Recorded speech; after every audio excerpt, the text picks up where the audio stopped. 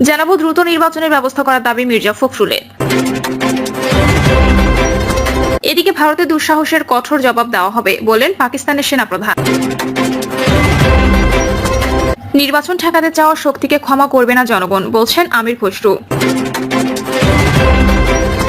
আওয়ামী লীগ প্রশ্নে গণ অধিকার পরিষদ বিন্দুমাত্র ছাড় দেবে না বলছেন নূর। এবং সর্বশেষ জানাবো বরগুনায় বিএনপি কার্যালয় ভাঙচুরের ঘটনায় 158 জনের নামে মামলা। শুনছিলেন সংবাদ শিরোনাম, এবারে বিস্তারিত। দ্রুত নির্বাচনের ব্যবস্থা করার দাবি মির্জা ফখরুলের। বিএনপি মহাসচিব মির্জা ফখরুল ইসলাম আলমগীর বলেছেন, আজকে আমরা রাজনৈতিকভাবে একটা অস্বাভাবিক অবস্থায় আছি। এখনো গণতন্ত্র উদ্ধার হয়নি। জনগণ ভোটের মাধ্যমে এখনো তাদের সংসদ এবং সরকার গঠন করতে পারেনি। মির্জা ফখরুল বলেন, ডক্টর ইউনূস একজন শ্রদ্ধেয় ব্যক্তি। আমরা বারবার অনুরোধ করেছি প্রয়োজনীয় সংস্কার শেষ করে দ্রুত নির্বাচন দিন। তিনি বলেন, আজকে যে সংস্কারের কথা বলা হচ্ছে এটা প্রথম বিএনপি নিয়ে এসেছে। বিএনপি মহাসচিব বলেন, গণমাধ্যমের স্বাধীনতা শহীদ জিয়াউর রহমান নিয়ে এসেছিলেন। আজকে আমরা অনেক মিডিয়া এখানে দাঁড়িয়ে আছে। জিয়াউর রহমান সংস্কার করে মিডিয়ার স্বাধীনতা দিয়েছিলেন। মির্জা ফখরুল বলেন, সংস্কার আমাদের দাবি, আমাদের সন্তান। সুতরাং কঠিন সময়ে সংস্কারের কথা চিন্তা করে আমাদের চিন্তা তারেক রহমান একটি দফা দিয়েছিলেন। আজকে সমাবেশ থেকে দাবি করছি অবিলম্বে যেসব সংস্কারের রাজনৈতিক দলগুলোর একমত হয়েছে তা সামনে নিয়ে আসেন এবং দ্রুত নির্বাচনের ব্যবস্থা করেন। যেগুলো একমত হয়নি তা আগামী সংসদের আলোচনা করে বাস্তবায়ন করা হবে। অন্তর্বর্তী সরকারকে উদ্দেশ্য করে তিনি বলেন, রাজনৈতিক দল এবং জনগণকে অবহেলা করে এমন কোনো চুক্তি করবেন না যা বাংলাদেশের স্বার্থের বিপক্ষে যায়। ভারতের দুঃশাসনের কঠোর জবাব দেওয়া হবে বললেন পাকিস্তানের সেনাপ্রধান। পাকিস্তানের বিরুদ্ধে ভারত সামরিক দুঃশাসন দেখালে কঠোর জবাব দেওয়ার হুমকি দিয়েছে পাক সেনাপ্রধান জেনারেল অসীম মুনির। ওই সময় একটি ট্যাঙ্কের উপর দাঁড়িয়ে তিনি বলেন, কোনো অস্পষ্টতা নেই। ভারতের যে কোনো সামরিক দুঃশাসনের দ্রুত ও কঠোর জবাব দেওয়া হবে। পাকিস্তান আঞ্চলিক স্থিতিশীলতার প্রতি প্রতিশ্রুতিবদ্ধ, কিন্তু জাতীয় স্বার্থ রক্ষায় আমাদের প্রস্তুতি এবং সংকল্প অত্যন্ত দৃঢ়। সংবাদ মাধ্যম দ্য ডন দেশটির আন্তর্বাহিনীর পরিদপ্তরের বরাতে জানিয়েছেন, পাক সেনাবাহিনীর মোংলা স্ট্রাইক কপার্স পাঞ্জাবের ঝিলামে হামার স্ট্রাইক মহড়া চালিয়েছে। সেখানে গিয়েছিলেন সেনাপ্রধান মুনির। এ সময় পাকিস্তানের অখণ্ডতা রক্ষার দৃঢ় সংকল্প ব্যক্ত করার পাশাপাশি সেনাদের মনোবল ও প্রস্তুতির প্রশংসা করেন তিনি। এদিকে গতকাল এক সংবাদ সম্মেলনে পাকিস্তানের উগ্র প্রধানমন্ত্রী ও পররাষ্ট্রমন্ত্রী ইসহাক তাজ জানিয়েছেন, পাকিস্তান আগে থেকে যুদ্ধ শুরু করবে না, কিন্তু ভারত যদি করে তাহলে তাদের কঠোর জবাব দেওয়া হবে। তিনি বলেন, বিশ্ব নেতারা সংযম প্রদর্শনের আহ্বান জানাচ্ছেন। সরকার এবং জাতীয় পক্ষ থেকে আমি স্পষ্ট করেছি, পাকিস্তান প্রথমে কোনো ধরনের উত্তেজনা বৃদ্ধির ব্যবস্থা নেবে না, শুধু যুদ্ধ শুরু করবে না, কিন্তু যদি ভারতীয় পক্ষ থেকে এমন কিছু হয় আমরা অত্যন্ত শক্তির সাথে জবাব দেব। গত 22 এপ্রিল ভারত নিয়ন্ত্রিত জম্মু কাশ্মীরের পেহেলগামে ভয়াবহ বন্দুক হামলা হয়। একই সঙ্গে পাকিস্তানে পরোক্ষভাবে জড়িত আছেন এমন অভিযোগ তুলে নয়াদিল্লি।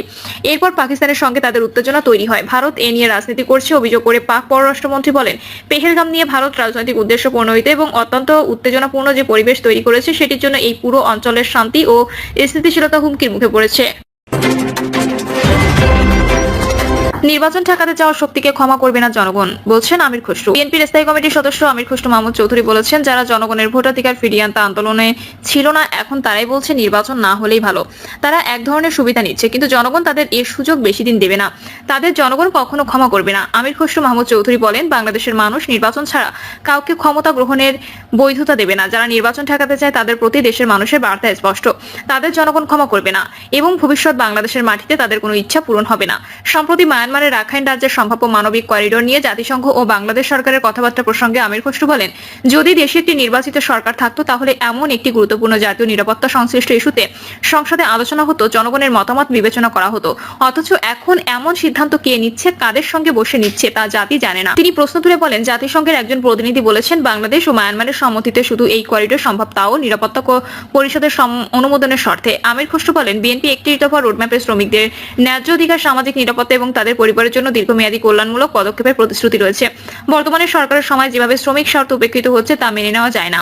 তিনি বলেন, দেশে এখন নির্বাচিত সরকার নেই, ফলে শ্রমিকদের ন্যায্য পাওনা, পারিশ্রমিক ও চাকরির নিরাপত্তা নিশ্চিত করার দায়িত্ব কেউ নিচ্ছে না।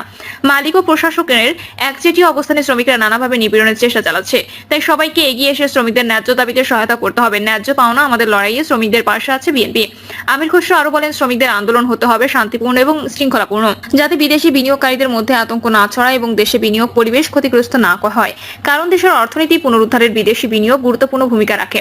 তিনি বলেন, শ্রমিকদের অবদান ছাড়া বাংলাদেশের উন্নয়ন ও রাজনীতি কোনোটি সম্ভব নয়। যারা এদেশের শিল্প কারখানার অবকাঠামো, পরিবহন খাতকে সচল রাখেন তাদের বাদ দিয়ে দেশের কোনো অগ্রগতি সম্ভব না।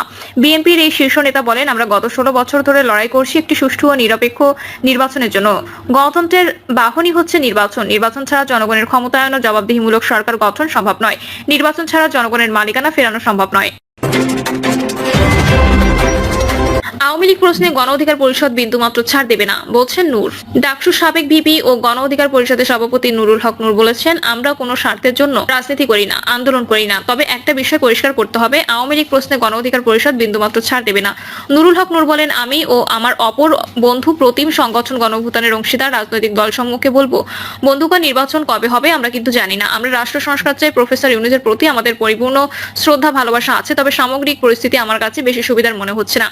দেশের স্বাধীনতার সার্বভৌমত্বের উপর ঝুঁকি তৈরি হয় এমন কোনো সিদ্ধান্ত অন্তর্বর্তীকালীন সরকার কিংবা কোনো সরকারকে নিতে দেওয়া হবে না।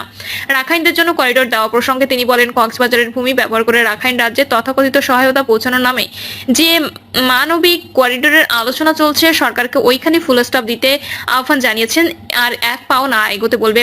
অন্তর্বর্তীকালীন সরকারের প্রতি সমর্থন ভালোবাসা আছে, তার মানে এটা নয় যা ইচ্ছে তাই করবেন আর আমরা তা মেনে নেব। আওয়ামী লীগের রাজনীতি নিষেধের দাবি করে নূর বলেন যে আওয়ামী লীগের দুর্বৃত্তরা এত জঘন্য ইতিহাসের বর্বরতম গণহত্যা ঘটালো, এত মানুষকে পঙ্গু করলো, এরপর তাদেরকে নিষিদ্ধের বিষয়ে আমরা কোনো সরকারি সিদ্ধান্ত দেখিনি। আমরা পরিষ্কারভাবে এই সরকারকে বলতে চাই, অবিলম্বে এই গণহত্যাকারী রাজনৈতিক দল আওয়ামী লীগকে নিষিদ্ধ করতে হবে। আওয়ামী লীগ সহ গণহত্যা সহযোগী অন্যান্য অঙ্গ সংগঠনের মাফিয়া লুটেরাদের সম্পদ বাজেয়াপ্ত করে আহত বা নিহতদের পরিবারের কল্যাণে ব্যয় করতে হবে। তিনি বলেন, জুলাই গণঅভ্যুত্থানকে কেন্দ্র করে আমাদের মধ্যে জাতীয় ঐক্য ও সংহতি তৈরি হয়েছে। জাতীয় ঐক্য ও সংহতি বিনষ্ট হলে ফ্যাসিবাদ ফিরে আসবে এবং বাংলাদেশ স্বাধীনতা সার্বভৌমত্বের ঝুঁকিতে পড়বে। আমার একটা ভারতীয় তাবেদার শ্রেণী তৈরি হবে। বরগুনায় বিএনপি কার্যালয়ে ভাঙচুরের ঘটনায় 158 জনের নামে মামলা। বরগুনা জেলা বিএনপির কার্যালয় ভাঙচুর, অগ্নিসংযোগের অভিযোগ সাবেক 3 এমপি সহ আওয়ামী লীগের 158 নেতাকর্মীর বিরুদ্ধে মামলা দায়ের হয়েছে। মামলা সূত্র জানায়, 2 বছর আগে 2023 সালের 17 মার্চ মামলায় অভিযুক্ত আসামিরা জেলা আওয়ামী লীগের অফিস কার্যালয়ে কেক কেটে শেখ মুজিবুর রহমানের জন্মদিন পালন করেন। পরে সেখান থেকে সবাই একত্রিত হয়ে লোহার রড, জিআই পাইপ, বগি, দা সহ বিভিন্ন ধরনের অস্ত্র নিয়ে বরগুনায় বিএনপিকে উৎখাত করতে মিছিল সহকারে জেলা বিএনপির কার্যালয়ে প্রবেশ করে। পরে অফিসে হামলা চালিয়ে ভাঙচুর শুরু করে তারা। এ সময় অফিসের মধ্যে থাকা বিভিন্ন আসবাবপত্র, ইলেকট্রনিক্যাল মালামাল ভাঙচুর করে অফিস সংলগ্ন সামনে সড়কে স্তূপ করে তার জ্বালিয়ে অগ্নিসংযোগ করে আগুন দিয়ে পুড়িয়ে দেওয়া হয়েছে। প্রিয় দর্শক, এই ছিল এখনকার সর্বশেষ সংবাদ। আপডেট সব সংবাদ পেতে চ্যানেলটি সাবস্ক্রাইব করে বেল আইকনটি ক্লিক করে রাখুন।